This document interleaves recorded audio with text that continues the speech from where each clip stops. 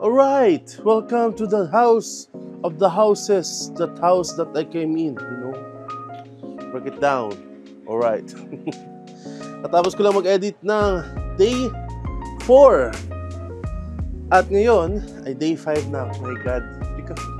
Di ko maisip na nakaya ko pala. Alam mo yun? Nakaya ko mag-daily vlogs. Day 5 na tayo. Going strong, of course. And papakita ko sa inyo.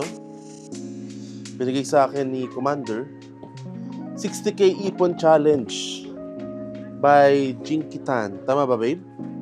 Yes. At basahin ko daw to. Diary of Pulube. So, may mga nalagay naman na ako. Nakita nyo? Ayan o. So, ayos rin mag-ipon. Diba? Kung may sobra, lahat ng nanonood dito, mag-ipon na rin kayo. As in, sobrang importante niyan pag may sobra kayo. Dahil, natutunan ko sa hard way na paraan na sobrang importante na mag-ipon, syempre. So ngayon ay tabi muna natin to dahil kita nyo yan, meron kami binili dito ito at ito. So tatanungin nyo, try Neil. Hindi ako sa try Neil, ako sa Neil. Neil Diaz. Bakit bumili kayo ng mga ganyan? So bumili kami ng ganito kasi gusto namin. Kasi Kasi magde-declutter ako ng aking mga damit para lumuwag itong aparador na to. So tara, samahan nyo ako para makita nyo rin yung mga damit ko, okay? Explain ko rin sa inyo kung saan ko mga nabili at explain ko kung ba't ko itatabi. Samahan nyo, tara. Okay, habang nanonood si Commander ng kanyang K-drama because linggo ngayon, K-drama day niya. Kaya kung may naririnig kayong onte na K-drama, yun yung pinapanood niya. Baka sabihin nyo, ako yung nanonood eh. Ako manonood ng K-drama? Yes naman. Lalaking-lalaki to. So ito, ang aming aparador. Kung saan, di ko alam bakit sobrang daming damit. At dito nakalagay ang aking everyday look, Boss Toyo collection, outfit check, rides na tayo par, tara G. Ito, pakita ko sa inyo. At favorite Uniqlo, outfit check, at Boss Toyo collection. Alright? Di ko alam bakit Boss Toyo. Kasi por Sando. Kumbaga, laging ginagamit daw, kaya Boss Toyo collection. Ito naman, di ko alam bakit puno to, okay? Di ko alam kung saan ako magsisimula. So, ito muna. So, ito yung regalo sa akin ni Babe nung 10th year anniversary namin sa Batangas. Wow! Ang ganda. Ganda yung damit na to. Ang problema, masyado akong malaki ngayon. Kaya hindi ko siya magamit. Pag pumayat ako, magagamit ko na siya. Kasi ang ganda niya. So, itatabi ko muna to. Hindi ito di-dispose or kung ano man. Kasi, magagamit pa to. Alright, next one. Pili tayo ng random. Ito ay H&M 3XL. Bagong-bago pa rin. Yun nga lang, sobrang kapal niya. Legit. So, siguro kung pupuntang Baguio or kung saan man malamig, ito ay ginamit ko nung sa Japan, which is naging useful naman siya kasi sobrang lamig sa Japan. Yun nga lang, hindi ko siya masusuot dito sa Pinas kasi ang kapal talaga niya. Like, legit, ang kapal niya, okay? So, tatabi natin to. White kaya, Ang forma ng mga damit, thank you so much sa Unnamed sa pag-send ng mga t-shirt nila, mga bagong design nila. So, ito, ang ganda na to. Hindi ko na, to? Ang ganda, oh. Sheesh! Ang ganda! Wow! So, sobrang hilig ko sa mga hoodie noon. Ewan ko, halos lahat ng damit ko ay hoodie.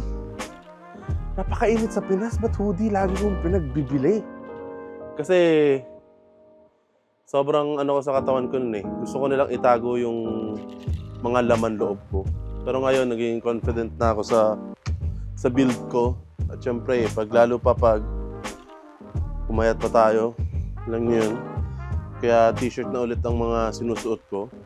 So ito, in-order ko sa H&M. Ayos naman siya pag malamig, pero asa Pinas tayo. Alam nyo na.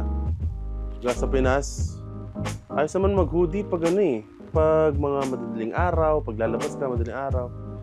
Pero ayos na ako sa ano, sa aking t-shirt. Saka meron na rin tayong mga long sleeve na pang ride, which is galing sa BC Custom. Sa BC Custom, baka naman padagdag ng aking dry fit na long sleeve. Ito, sobrang ano na to, galing Thailand. Gusto ko tuloy yung Thailand. Ito, kahit saan masusuot, sobrang ayos, lalo na pag sa mga beach, ganyan. Kaya ulit kayo makakapuntang beach. So, it's a golden fish. Paano ko kung koi siya or ano, goldfish. Ganda pa ng color niya. Fresco. So, dito siya, syempre. Tatabi ko siya dito. Next one. Oh my gosh! Ito yung mga GTA days ko pa. Grabe. Ito yung merch na nilabas ko noon. Ayan o, mukhang agila siya. Ang ganda ya. Appreciate ko yung design ko pala na ginawa noon. No? Addict pa ako mag-livestream ng GTA. Kasi ano, nakalagay dito, lipad. Kasi lagi ko nagpapalipad ng kotse pag nagka-car chase. So lahat ng mga OG dyan na nanonood sa akin dati pa, alam nyo to. Sa mga umorder na to, tag nyo naman ako. Na-ask ko sa inyo pa, ang agila. So tabi muna natin to. Ito guys, binili ko to sa ano, sa Divided. So sale kasi siya noon. Tapos meron kaming acting workshop. Kaya ano, saan yun? Kay Tito Ogie. Tito ko kasi siya, Ogie Diaz. So Neil Diaz. So pag tinapik ka sa likod, hayop ka! May araw ka rin! Mabubulok ka sa impyerno! Ito yung sinuot ko nun. Lucky siya, lucky. Valorant days natin, mga tropa! So, pinadalan tayo. Siyempre, ng Team Manila. Alam ko, dalawa to. Isa sa akin, isa sa kay Babe. So, ang ganda. Thank you so much. Sa Team Manila and Valorant. Mga kapanahunan na, na active tayo sa Valorant. Gusto nyo mag-Valorant ulit? Diba? Pag gusto kong mag-Valorant, mag-Valorant tayo, diba? Nung nagpaano lang ako para sa Japan visa. Kasi kailangan daw may collar. Kaya bawal. Hindi pwede pa-edit yung Japan guys. So, kailangan nyo talaga mag-invest para sa long sleeve na may collar. So, goods naman siya. Magagamit ko to if may mga occasion. Pupunta ba akong occasion?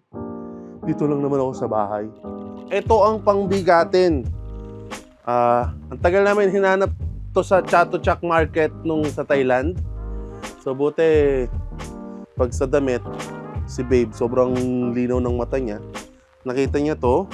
Ito. Ito rin ba? Hindi eh. Hindi ito. Matagal na to. Lagay natin to dito. Ito. Yan. At ito. Gaganda oh. Ito, lagi kong ginagamit to. So, syempre, hindi natin to itatabi. Alright. Tapos na ang ating decluttering. Dying space. Pwede tayo maglagay dito ng ating mga Uniqlo. Kailangan nating pabanguhin. Hi guys, it's 9 PM and kagigising ko lang. And ano bang gagawin natin ngayon? Ay, punta tayo ng Kape na Food. Kasama natin si John, Vanilla. Make-upan mo ko. Siguro ang magiging content ko ay linisin ang kalat ni Trinell. Oo, pwede yun. Saan tayo kung ginawa kanina at hindi ko na kayo nasama sa vlog. Sorry dahil nag-record kami ng Kada Craft Vanilla. After nun, nagsimba kami. Of course, kasi linggo ngayon. At pagka-uwi ay nakatulog na ako. So, ayos rin na nakatulog ako maaga kasi pupunta akong province and mas maagang lumuwas, mas maaga akong makakapunta ron. So, tuloy-tuloy to kahit asa province ako. Datlin ko yung laptop para makapag-edit ako doon.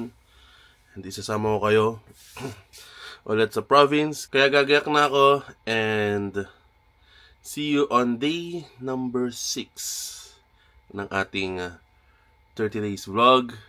Maraming salamat sa mga nanood at kita-kits. Bye-bye.